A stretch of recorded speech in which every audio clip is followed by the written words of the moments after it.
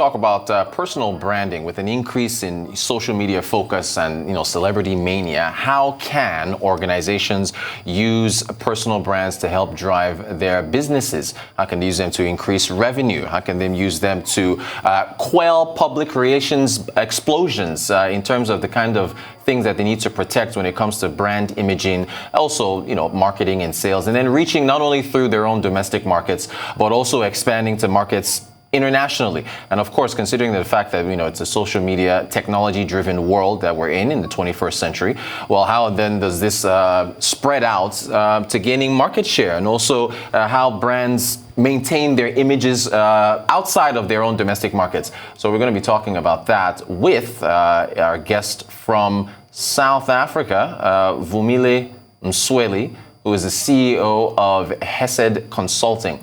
Vumile, good afternoon to you. Can you help us, I guess, starting off defining personal branding? So I think personal branding is definitely something all of us need to be investing in, not only for our personal development, but also because it's what our organizations are anticipating from us as they leverage our personal brands to grow their own brands. We often think, what is personal branding? And I like to think of personal branding as your reputation. What is happening when you are not in the room? What are people saying about you? How are they defining their engagements with you? That, for me, is personal branding. Great stuff. So how can organizations leverage on personal branding? Definitely. So we're seeing a massive culture around social media influencers. In essence, organizations taking their own brands and really leveraging other people's brands because of their reach. So that's one aspect we're seeing. But what we're not seeing as much, specifically in the African context, is organizations using their employees as influencers and brand ambassadors for their own brands to grow that. So that shift is naturally having to occur.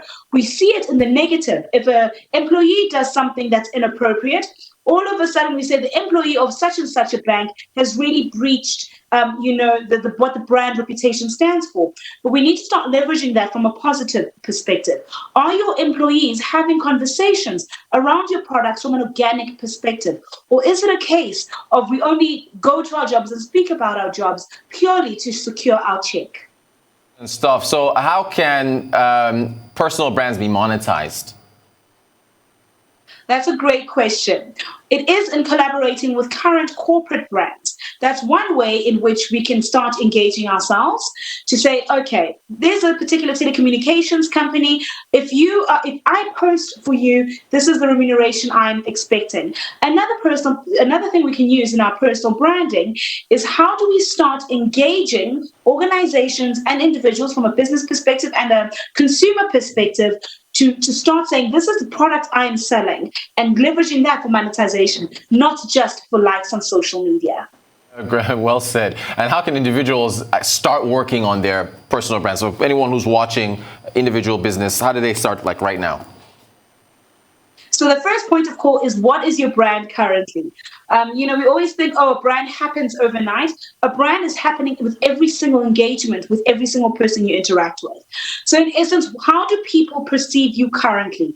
How are people saying they're engaging with you and this is your reputation? Finding what that is initially can help you shift and change how people perceive you in the future. So this is where you are. This is where you're wanting to be. How can those conversions and those conversations start happening where you position yourself to really, really start monetizing?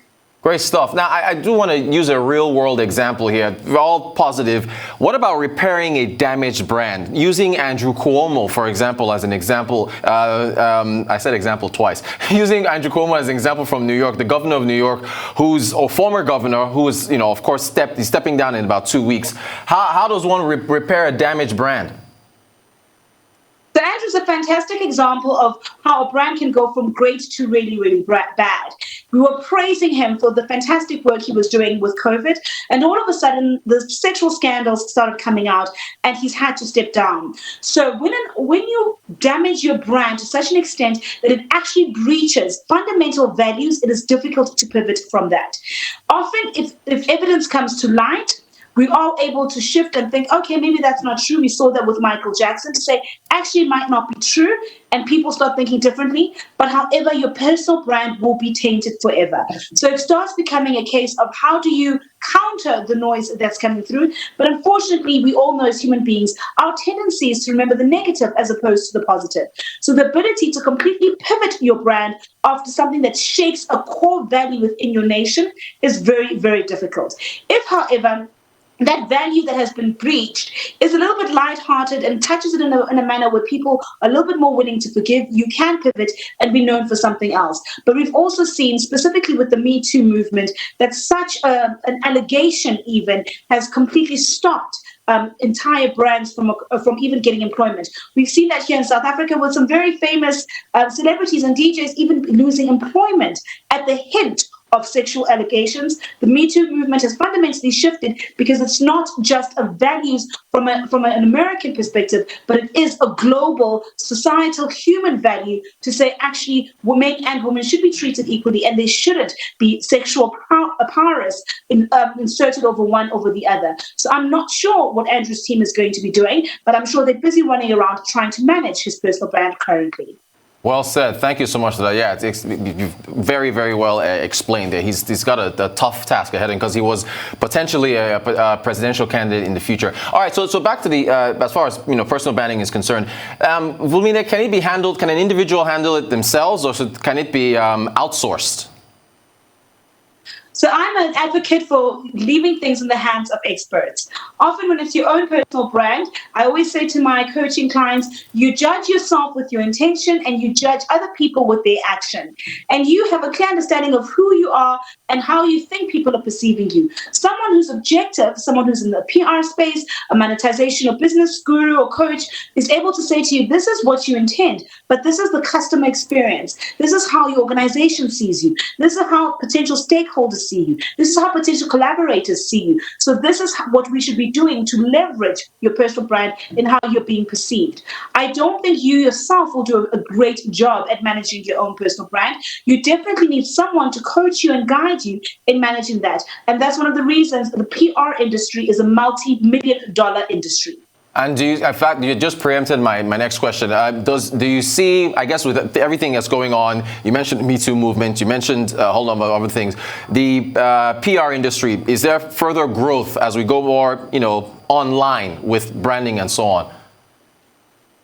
No, definitely. So the transition from above the line marketing is definitely diminishing as more people really focus on social media as a platform for branding. I think we all do this. When we've got a meeting with someone or an organization, our first go-to is to Google. So what is coming up in that digital footprint is what your PR team is, in essence, is able to position accordingly.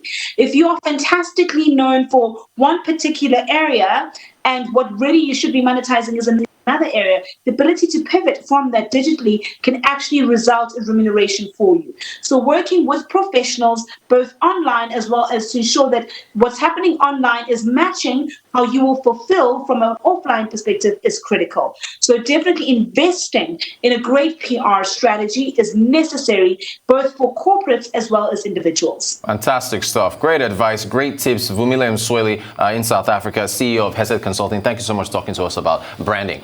Appreciate your insight.